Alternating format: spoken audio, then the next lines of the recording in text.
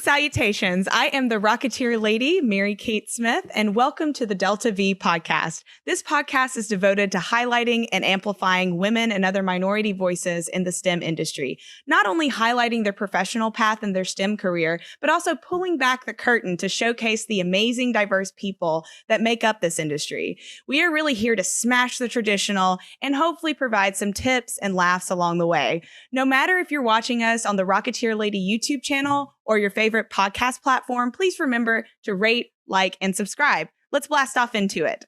I am so excited about our guest today. In my video about the importance of having mentors, I mentioned this incredible woman whose wisdom and kindness made an enormous impact on my STEM journey. So without further ado, my guest today is Jennifer Price. Jennifer Price is an aerospace engineer for NASA Johnson Space Center within the Flight Operations Directorate, working with human spaceflight missions. She has been with NASA around 30 years working in mission control. She has led many different teams with diverse backgrounds and overcome incredible challenges that happen within human spaceflight. Jennifer, thank you so much for joining me today on DeltaV. Good morning. Good day. Hello. Great to be here. Woohoo! So I know I gave like a brief kind of high level example of who you are and like what you've been doing. Can you tell our viewers and listeners what you're up to right now? So my career has been wonderful at NASA Johnson Space Center.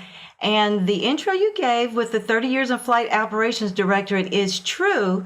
However, we need to add a few more years because I keep growing. I'm almost at 40 years, believe it or not. Congratulations. Come January, I'll make 40 years. And I brought all of my Flight Operations Directorate experience into my current work area, which is for the Commercial Crew Program. And we are excitedly have returned America to launching in America. After the end of the shuttle space program, we were only able to transport our U.S. astronauts to the International Space Station via our Russian colleagues' vehicles. However, under President Obama, he started the Commercial Crew Program, where we hired the SpaceX and Boeing providers, commercial providers, to transport our U.S. astronauts, again, from U.S. soil. And what the NASA program office personnel where I work now have done is we gave them guidelines on how to go do this successfully. What I mean is, the NASA Johnson Space Center was the first organization to do human spaceflight operations. And so we have become almost like what I would call the FAA, of the space business, in that we given these guys guidelines on here's the best practices, but we did not and do not dictate you will do it this way. Now, when they actually do the launches, we have a team of personnel who monitor how they do business and make sure that the bottom line, baseline expectations of how they go do that are carried out. But we're there. Looking over their shoulder is not the right word, but kinda to give input on, hey, this is what we need to do to handle this situation. As you know, SpaceX is up and rolling. Boeing is not far behind, but they are not up and rolling yet. But SpaceX went through a flight test period, and now they are in their post-certification phase where they are transporting astronauts back and forth to the space station. So awesome. America is back in human space flight business. That's incredible. And it gets me super fired up about it. I can tell you're also excited about human space flight. So like, where did that come from? Like, were you always fascinated with space exploration and human space flight? Like, where did that stem from? So you can imagine if I'm about to end a 40-year career, you can maybe do a little math. But when I came up, they still had Saturday morning cartoons, and we watched the Jetsons. I don't know if the current generation knows what the Jetsons are, but we watched the Jetsons, and then we had this wonderful series, Star Trek. I love Star Trek. Even to this day, I'm a Trekkie. Yeah. You told me to have something to drink. I have my Trekkie cup here. Oh, that's awesome. Filled with apple juice. And then you had sci-fi. I always had an interest in like the space, sci-fi movies. And then we had the Apollo missions, and I loved it. I didn't dream that I would be a part of this world, but I can say that I had a piqued interest in all of those things growing up. When I finished high school, a life situation occurred where my mother was raising 3 children by herself, but we're college people. My mother was raised on a farm. Her parents had 7 children, but her mama was like, all my children going to college. And so all of her siblings, she and all of her siblings went to college. And so just getting a college degree that's just like a no-brainer. However, at the time I graduated high school, like I said, my mother was a single parent of 3 children, but we knew, I wanted to go to college. And all of a sudden, because I had always done well in school, I was offered a full scholarship by the Air Force, the United States Air Force. Because of the focus of the Air Force at the time, they wanted to get, speaking of minorities and females, they wanted to get minority females in the Air Force. And so a recruiter came and he offered me a full-blown United States Air Force scholarship to go to college. And he said all I had to do was spend at least 4 years in the Air Force. I'm like, oh, I can take orders. So I wound up going to the best school. I'll call it the best school. We're all biased. Yeah. In Louisiana, I went to Tulane University. And when I went to Tulane University, I was in the Air Force. I was in the Air Force ROTC program, the Reserve Officer Training Corps program, to prep me for going into the Air Force as an officer. At the end of that journey, you had to fill out a dream sheet. At least that's what we called it. It's form, yada, yada, yada. Yeah. But we called it a dream sheet. And you had to identify on that dream sheet your 3 top choices of the work program that you wanted to be in, and also the location. Because of my love of the space program, I don't know, and I'm in the Air Force. So I literally identified, my choices were the top choice, space biz, and I had a location of a station that I wanted to go to in California. And you had 3 choices. Who knew I got my top choice? Wow. I got the work area I wanted to go in and the work location. It felt like destiny. Oh, that's awesome. Wow. Did the Air Force kind of help pivot you into your STEM journey? Like how did the Air Force training kind of help facilitate that for you? Well, let me talk about the STEM part. That really was embedded to me in school. My whole family were teachers, by the way. My parents and all their siblings, all of them are in the education business. But when I was in high school, I began school right when integration began. So I was in small town USA. Small town USA had the black school and the white school, but the integration was beginning. So I wound up going to this one school. We just had one school now in my small town. Mm-hmm. And I had great teachers of all races, you know what I'm saying?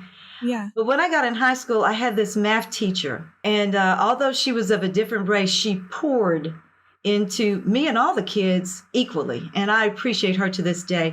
I almost get teared up because she's dead and I never got to, share with her how wonderful she was. But she was tough. And she probably said words in class that she shouldn't have said.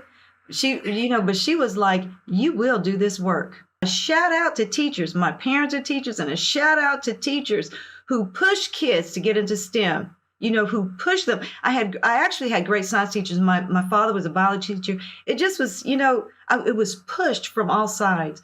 That's how I got into STEM. That's where my love for mathematics, my degree. When I got into college, at first I thought, I want to be a doctor, Right. But it turns out after a semester in pre-med, I was like, I don't like blood. I would be the same way. And I remember sitting on Tulane's campus and I was on a chair. I'm here on a scholarship. You have to have a certain level, academic, level to maintain that scholarship, right? Right. I'm my family's hope and dreams. My mother's a single parent of 3 children. I'm the hope and dreams of my family, right? I sat on this bench. God, you're making me feel like it was yesterday. I was reflective. I'm like, what am I going to do? What I'm in is not working for me. And what came to me out of everything I had experienced in my freshman year, I was first in pre-med, and then actually I was in the engineering program. But I was like, I love math. I can do math. And I'm telling you, that teacher, that high school teacher, pushed me for that. Mm-hmm. And when I got into math, that brought peace. Right. And next thing you know, I flowed the next 3 years in that math degree, and I graduated with a Bachelor of Science in math degree. So engineering wasn't quite my thing. And it's funny, at NASA, I'm an engineer by degree title, right? Right. But it's operations engineer. That's kind of like a different thing. And you understand it well, Mary Kate. Right now, I work with, those type of engineers and medical people. And I work with all the people that are doing those other things. But yeah, I think that it's interesting, too. You bring up a really good point in like how engineer, I think people don't necessarily understand how many buckets that includes under that umbrella of being an engineer. You know, like my background's in aerospace engineering. That's what my degree is in. But what I do at work, I'm a systems engineer. I see all of the pieces, and I put all the pieces together, and I know how to facilitate conversations with people. And you're like an operations engineer, which is systems, where you're dealing with all different types of systems, being that liaison between the little more high tech or like the business side. You have to put all the pieces together. All the pieces together. And I think the best thing that the math program did for me, it gives you critical thinking skill. Yep. And really, and what did the Air Force give me? So you asked me the role that the Air Force played. The skill that the Air Force gave me, which, everybody's not going to go in the Air Force, but I want to make this point. They taught me the importance of leadership and what that really means, and really how to interact with in the workforce. They just gave you all kinds of tips of how to present yourself publicly. Recall, I'm from small town USA, so although I did have a lot of leadership opportunities growing up through what I got out of the church. They put you out there. You got to speak. You got to do this, that, and the other. And also through my school, as you do competitions. But it's, small town. But the Air Force broadened my perspective. We did history, and we did leadership, history of America, history of leadership. And they really gave me the skill to add to that critical thinking that I got out of engineering. With certain jobs, you can't just know the technical. It's kind of what you were explaining, Mary Kate. You got to look bigger. You got to understand the money. You got to just understand the bigger point of view. Now, that's not for everybody. Some people are just those detailed people, and that's what they do, and that's okay. That's how we make everything happen. It's all about working together and making all the pieces work. But I just wanted to give a shout out to the Air Force because it was a very big part of shaping who I became, or who I entered into the space business as. You talk about leadership. You've led a lot of different types of teams. You've led me. You're like we worked together, and you were incredibly influential. And like I looked up to you and how you communicated with others at NASA, and how you like led different teams and communicated with people. And I think that's so important. Is like whenever you're in those types of roles, and like you said before, like it's not for everybody, but obviously there are some people that like really have a knack for it. And I feel like that's kind of where you've come from, right? And if I can talk about our relationship, this is what I gained from you. To be a good leader, you need to be a good follower. And Mary Kate, you were the dream follower. I had a vision. I had a path I wanted to take people to. I needed to get people to buy in to a new idea. And along the way of my life, I can see certain things to do, but you also have to implement those things. And that requires a lot of detailed not so fun task. And I was at a level where I needed to do more of the interface, the communication, the persuasion, and I needed a detailed implementer. Mary Kate came in, and that's what you did. You listened, you bought into where we were going. It's like you got it, but you understood I needed a grunt person, and you did it, and we moved together. We moved this new idea forward faster because I had a good follower. And I feel like all my days I have been a good follower. I know how to be a good follower, and I know how to be a good leader. And you really, really, really cannot be a good leader without learning how to be a good follower. That's where you learn. That's where you learn. You learn from mentorship. That brings me into a really good point. I know you've seen my video about you being such an incredible mentor to me. Obviously, we value mentorship. And I always try to impress that upon like the younger generation and like people coming up, like how important it is to find those people in your life. Have you had great mentors in your life throughout your career? So let me talk about the career aspect, and then I'll talk about before the career. What has happened to me is that the mentors that I've had have been more, I hope this is the right expression, organic. Right. Like I will say this, I had one experience where I put my name in the hat to be in this mentorship program, and I got a mentor, and really that just didn't work out. I've had the same thing happen. Okay. So the real mentors have come with, I had a work assignment I needed to follow, and I hooked up with a person that is like, I can just help this person. I can listen to them and help. And so it's been more organic. Like in my current role, here's another shout out. I won't say names, but I worked for a female boss. So I was in Flight Operations Directorate, which is how you introduced me, which was correct up to a season. But I was put on rotation to work for this female boss. Listen, I really call her a bulldog, but she's a tiger. Maybe that sounds better. But this was a person, she knows how to create a vision at a bigger level. I feel like I'm kind of a smaller level vision person, but she had a big vision, but she needed that implementer. I get your vision and can help you implement. You know what I'm saying? I got that. Right, that's right. what I bring to the table. We had maybe a 30-minute conversation. She looked at me. She's like, do you want to travel to blah, blah? She decided I was the one. And together we created a whole new thing. Basically, we created a type of mission control team, but it's called a mission support team that consists of people from engineering and safety and the medical world and some flight operations and the International Space Station program.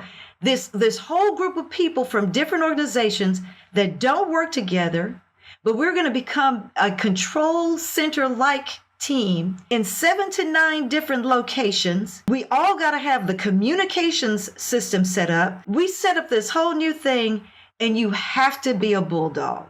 Mm-hmm. So what I learned from her, I helped her, but it also was a mentoring thing for me, right? Because she was a little further along and she had done this before on a different level. But I watched her as you go into your management. I watched her. She knew she had great ideas, but I watched the respect that she gave her managers.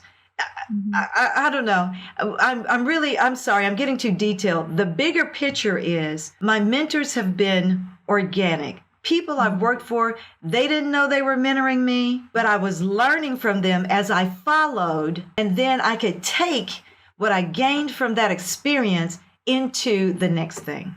I see. So it's almost like they weren't necessarily helping you in your professional development, but you were learning from them by watching. That's it. That's a really wonderful way also to view a mentor. Like, I think we always define a mentor as somebody who sits down with you and says, like, well, what do you want to be? Where do you want to be in 5 years? And it's not always that way. Because like in a way, that's kind of what I did with you was whenever we were kind of put together just randomly, organically, and it just I needed a place to be and you needed a person, Yeah, that's right. And we just kind of grew into our relationship and just doing this new thing and trying to convince people this new thing. I remember being able to come to you whenever I was about to leave NASA, and I was like, I didn't want to leave you with this project because I felt guilty about that. And because of how much you provided for me. And I remember you sitting me down on a bench right outside the operations building. And because I was like, well, I have this opportunity and I don't know what to do. And you gave me the best advice, like where you talked about the Air Force and leaving that, how it kind of put you in a great position to be an even better professional and engineer. It was just so influential. And that was, I guess, the quote unquote definition of mentorship, right? But really, our relationship is even deeper than just us sitting on that bench. Our relationship is me learning and watching you communicate with people, And I think that's a beautiful way of understanding and redefining what people think a mentor is. Right. Passionate people that want to do a good job working together and respecting each other and listening. And as a result, we talked. And I did that same with this last person that was real strong in my life that I was referring to. Yes, we do this hard work, but then you'd have these moments where you talked. And that's when the extra mentoring happens. How do you continue to learn in order to stay on top of new things that come up? Because obviously space industry is always growing, especially as doing incredibly cool things like commercial crew taking astronauts up to space. We're going to the moon. How do you keep learning and whatnot? So first of all, I just want to mention that today's world, again, trying to help you to understand the growth that I've had. When I came to work at NASA, no, I'm sorry, just in the workforce in general, you didn't have all these computers. Yep. I remember when we started getting, instead of a room computer, individual computer. I remember when Word and, all of that stuff came into being. I remember this guy told me one time, and I would never use a curse word ever. I don't. But he said, "You have fuck." I said, "What in the world?" He said, "Fear of computer." That's so funny. Today, you have computer, email, SharePoint sites. We have Teams. We have our telephones where people call you. You have text. Yep. How do you focus? Right. So let me speak to how do you focus so that you can grow in any area. I remember when the internet first came up, they said people had this new disease of, they were just taking in too much and they had to pull back. Mm-hmm. So I'm a worker on the job. There's all these things happening. I need to do a good job. And you have this other stuff going on that maybe you should be over here. Maybe you should do that. Maybe look at what somebody else. You're just going crazy with where should I be and what should I be doing?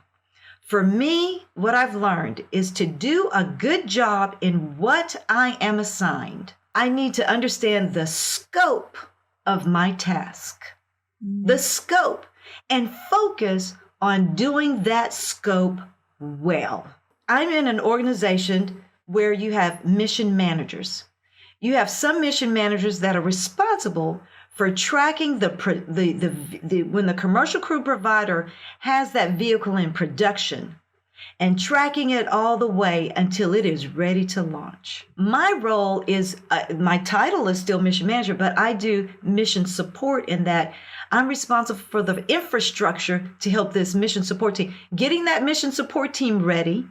Okay. So I brought all of my FOD, Flight Operations Directorate, Mission Operations Directorate, formal name, all of that operations into helping create this program or operational organism. Okay. And so I have to get them, the people ready to support.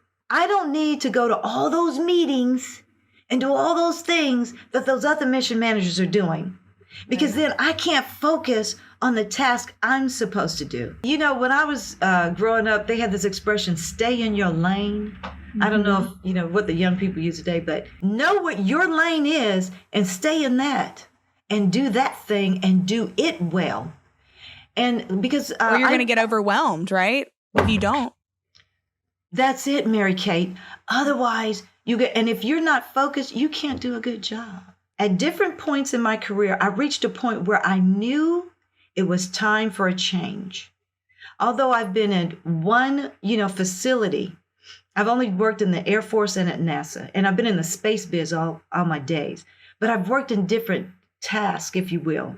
So I've never done the same thing. Today, you guys hop from different jobs every 2 to 3 years. You know what I'm saying? It's true. But I reached points in my career where I knew it's just time for change. Yeah. I just knew it.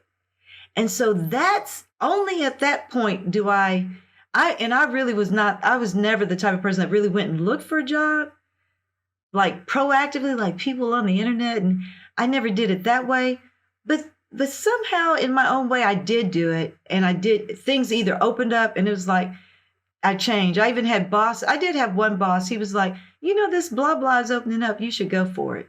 It's just like, when it's time to change. So what's the biggest challenge that you've had in your in a specific role, like while you've been working and that could be in the mission objective or personnel, like, or management or any of that? Like what has been like a struggle or a challenge that you've had to overcome? The biggest challenge that I've had to overcome is a fun one.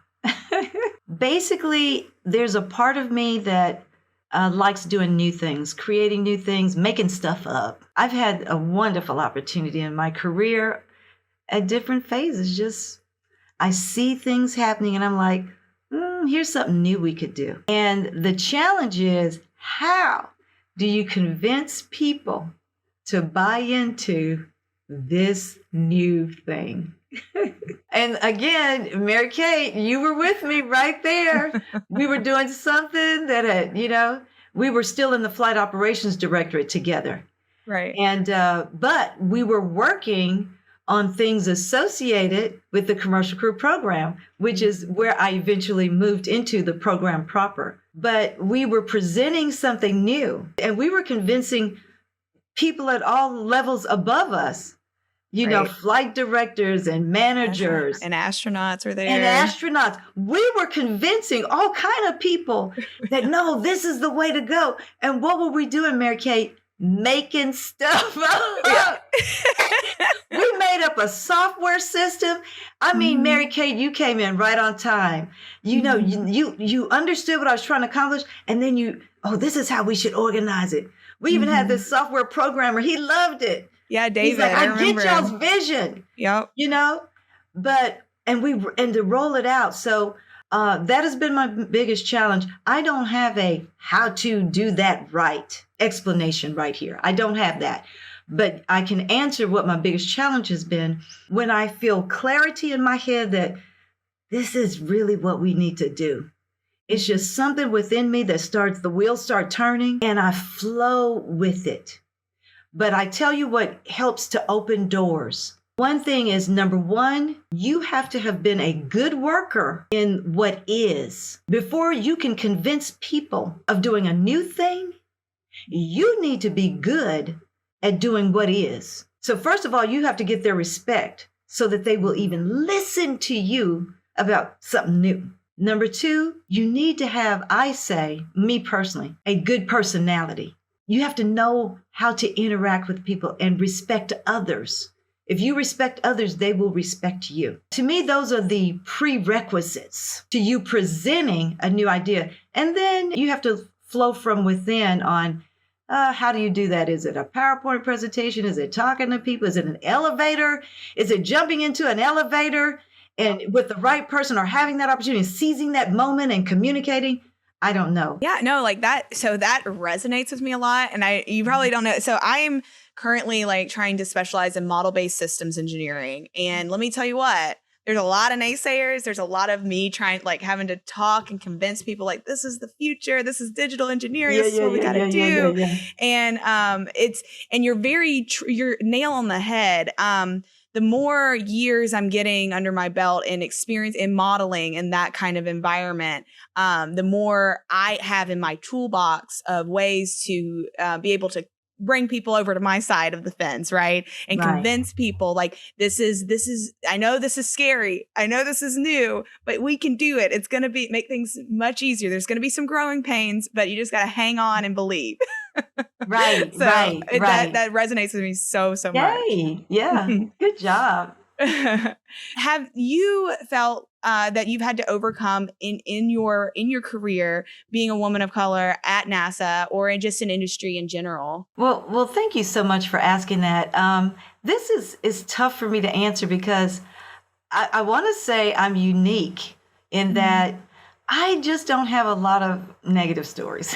I kind of get ostracized for it. It's like, oh, you live in some pipe dream world. I do believe that the way I was raised with being a person of faith, I see the positive in people.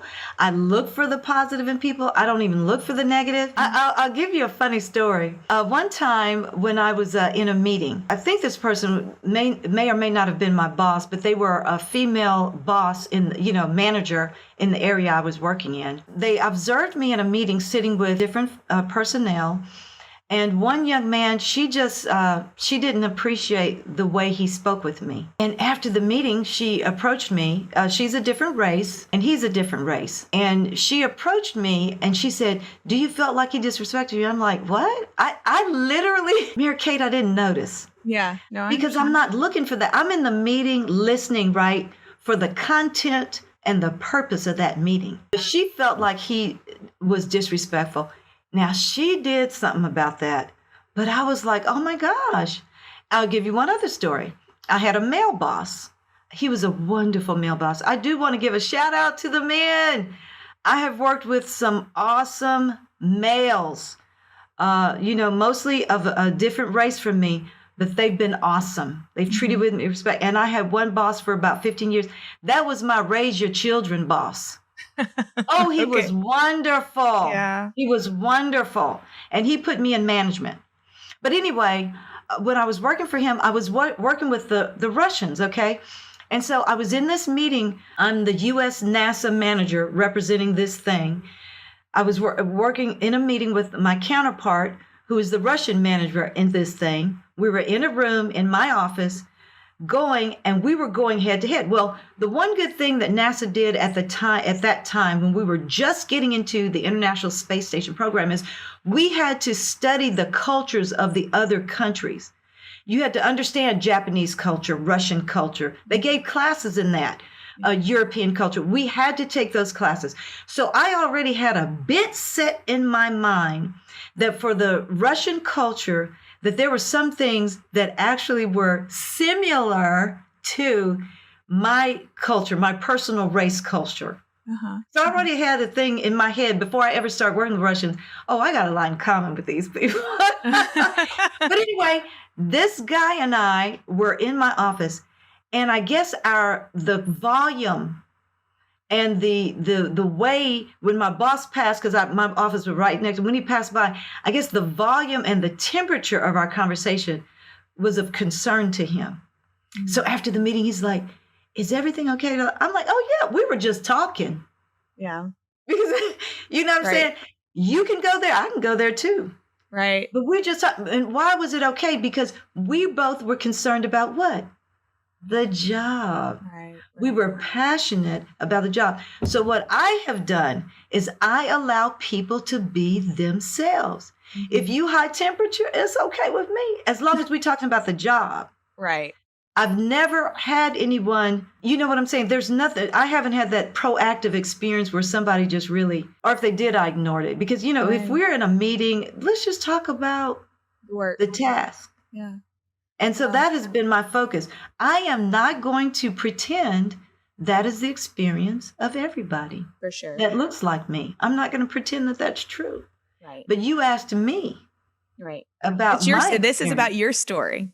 This is my story. Yeah. This is my story. And, it's so interesting you say that too in your description, because I had an interesting conversation. I was in grad school. So this is a few years ago, having dinner with a guy friend of mine. He's not in industry, STEM industry. He's a comedian. Okay.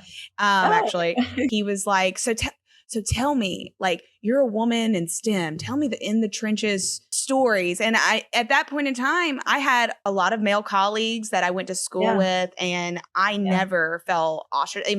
My professors and stuff, and he just was like, "Oh, well, that can't be true." And it's like, well, this, just like you said, I'm just telling you my story. Of course, I had my best friend. I had heard horrible, she experienced some really horrible like stereotypes, typing, and like sexism that she had to experience in internships and in college. But my story was different than hers. And that's the thing, that something that's important is like, we're not invalidating other stories. That's right. Those hardships exist. That's right. And we are fortunate that we did not have experience that. And so it's a blessing that we had the path that we had. So, it's a blessing. And I think we're not alone, and I think it's very important to get all the stories out there. For sure. Sometimes only one side of the stories, you know what I'm saying? Right. They get the media and they get told, but there's other sides of the story. There's good people, in the industry, males, all races, there's good people, and we need to celebrate them too. Right. And I think that is incredibly important, because I think if we only tell the bad, we are telling the generation, we're telling the people of color or the women going into our industry that you have to always be cautious and just be aware that that's all that exists whenever you go in there. And it's like, no, there can be positive experiences. There are good people that you work with. You can have a male boss of a certain race, and they will be an incredible boss. Like, you don't have to go in with a critical eye immediately and distrusting, what you're going into. And I think it is important to tell the good stories and the good Mary Kate. journeys. Because we do not want to create people with attitudes. Right. But or with people with already a chip on their shoulder. That's what I mean. That's well said. Thank you. Yeah. We don't want to create people with a chip on their shoulder and they can't enjoy the incredible stuff we do. Yes. So I know you've done so many awesome things. What is a highlight? Like, what is the one thing that you think back and like, that's it? There are two. You have two. Let's hear them. I have two. I'm telling you the truth. I got the opportunity to work in the Mission Control Center, and that was the coolest. Yeah, so, cool. When I came to Johnson Space Center, I was in we called it the back room, but it's a support room to those people that when you look on TV and see the Mission Control Center, you see people in what's called the flight control rooms, or in the front, we just use the term front room. And so they're the TV people, right? Right. And they've earned their way to get to that position, but you start off in the back room. But, as you keep working and growing, then your opportunity comes. And, oh, Mary Kate, I was so scared, Man, I'm telling everybody, pray for me, Right. I'm like, can I do it? I was so intimidated.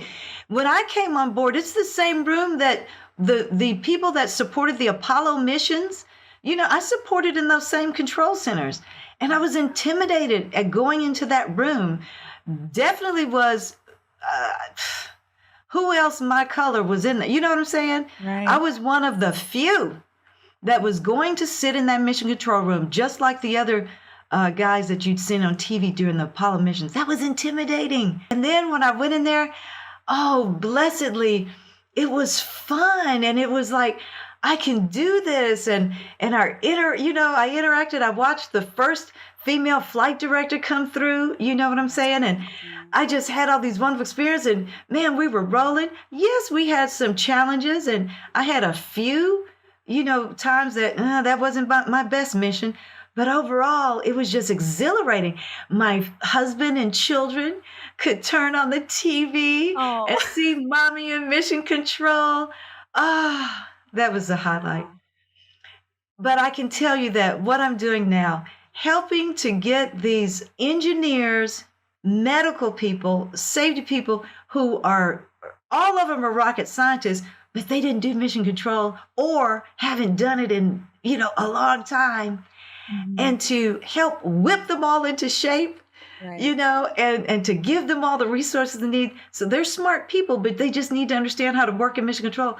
To do that and to work with them, what an honor. So Yeah. Those are my two favorite accomplishments in my work career. I love that. Mhm. I love that. I mean, and I think that kind of shows the leadership and the journey you've been on is like showing like you kind of overcome. I think what defines us in our career are the challenges that we're faced and how we overcome them. Yes. And I think mission control is an incredibly high stress environment. High stress. High And I stress. think that, it really helps like almost, how diamonds are created under Yeah, yeah, pressure, yeah, yeah, right? yeah, yeah, yeah. So what are you most excited about for the future of human spaceflight? Oh man, those people going back to the moon, putting a woman on the moon. Oh Right. yeah, oh Yes. yeah. I I am at the point in my life where what did I tell you? When it's time to move on, you know it, Yeah, right?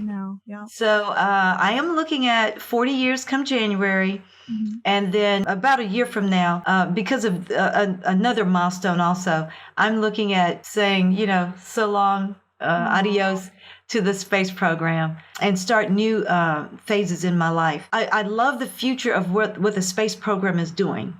They have triggered this whole commercial industry, facilitated them safely taking astronauts into space. They're doing it now, hired by NASA to take people to the International Space Program. And as you can see, we have, companies now just doing on their own, space tourism. They're going into other areas. And I feel like the truth is NASA has been instrumental in making that happen, right? But NASA now is going back into deep space, and looking at going back to the moon and beyond, to infinity and beyond, Yes. So I'm excited about that program. I know that 2024 is a milestone where they hope to actually realize that goal. I'm going to look at it on TV like others. Right. Well, I mean, in a way, you're a part of it too, right? Like that's what's so cool. Like whenever the SpaceX launched their first commercial crew, I was like, in a way, I had a piece in that too because of what we did. Absolutely, you did. Absolutely, you did. It was a really cool. It's always really cool to look back and see the things that you had a hand in. Go where it's supposed to go. Yeah.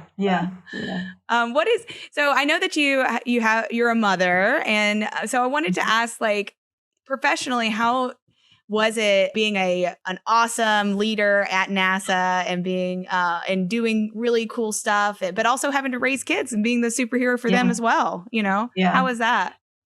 Work-life balance is something.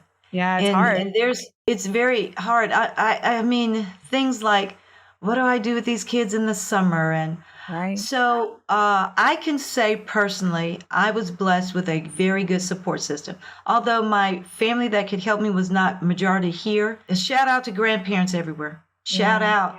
My mother and her husband just did a wonderful job in helping me to raise my children. I have a mission. Sometimes she would come here. Sometimes, if it's in the summers, they would go there.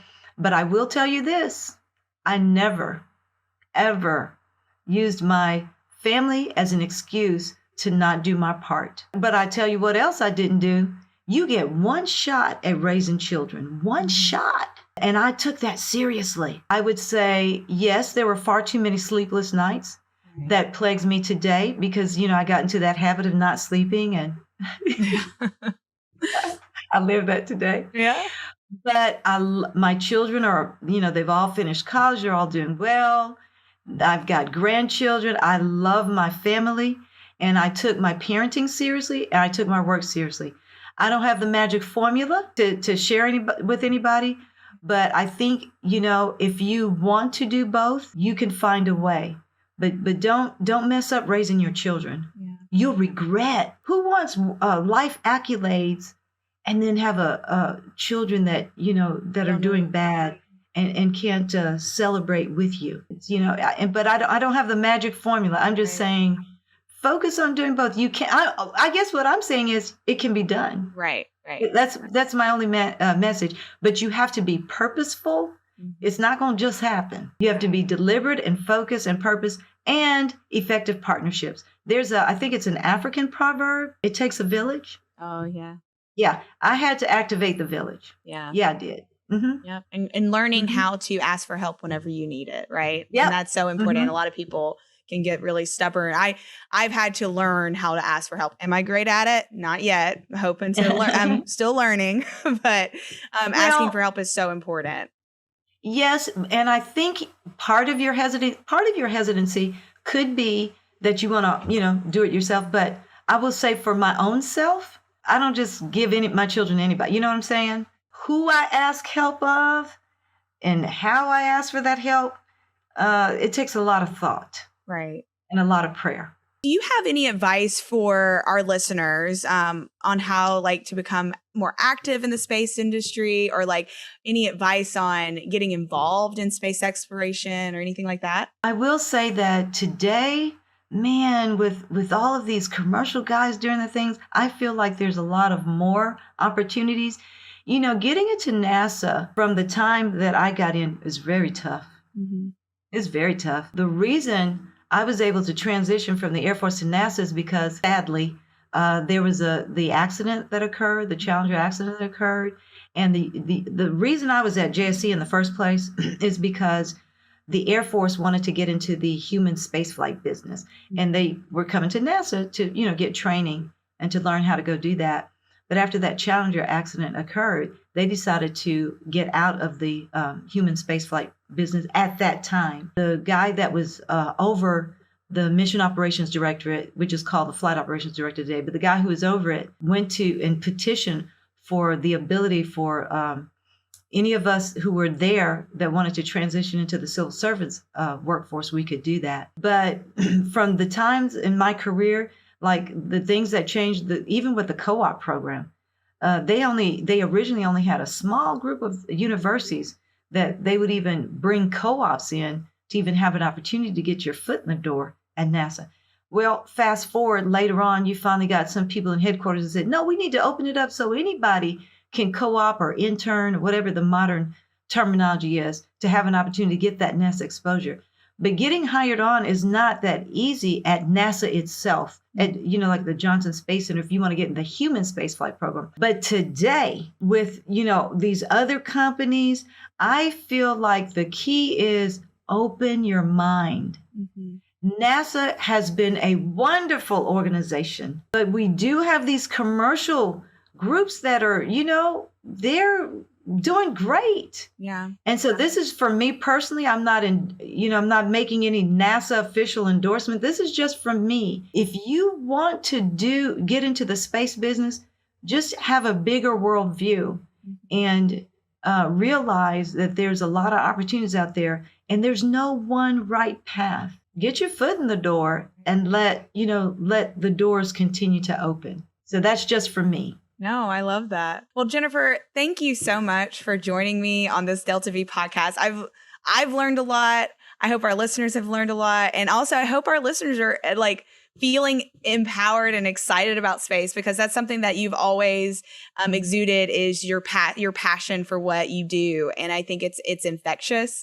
It was infectious to me from whenever you and I worked together at NASA. And I am I'm thrilled at your career and what you've done. You inspire so many people. Do you have any closing words or wrap up that you would like to do before we close it out? The only thing I'd like to say is I've had an opportunity to speak in other areas, and I have a kind of a consistent closing. Be passionate. Do what you do with excellence, hard work. Don't take shortcuts, and be kind. Be kind. We have type A personalities, right? That's a real thing. That's innate. You can't help it if you're a type A personality. I'm more of the, social type or whatever. So I'm not saying don't do you. I'm just saying, even if you're a type A personality, because I work with them, you can still be nice. You can be respectful. Mm-hmm. Respect those that are older than you and respect those that are younger than you. Mm-hmm. It'll work for you. Yeah. And so those are my parting words. Those are beautiful. I love that. Well, thank you again so much. I thank you for being a guest on DeltaV and taking time out of your weekend. Really appreciate you. And happy early retirement. I know you're about closing out, and good luck for this coming year for you. And thank you, Mary Kate, for inviting me.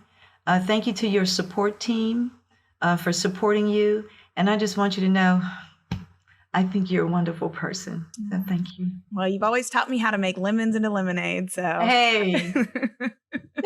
All right. Thanks so much. Okay. Thank you for listening or watching this conversation with Jennifer Price. If you enjoyed this episode, please consider sharing it with a friend. It really helps the podcast reach a new audience. You can find us on Spotify and YouTube. Thank you again for your support. See you next time.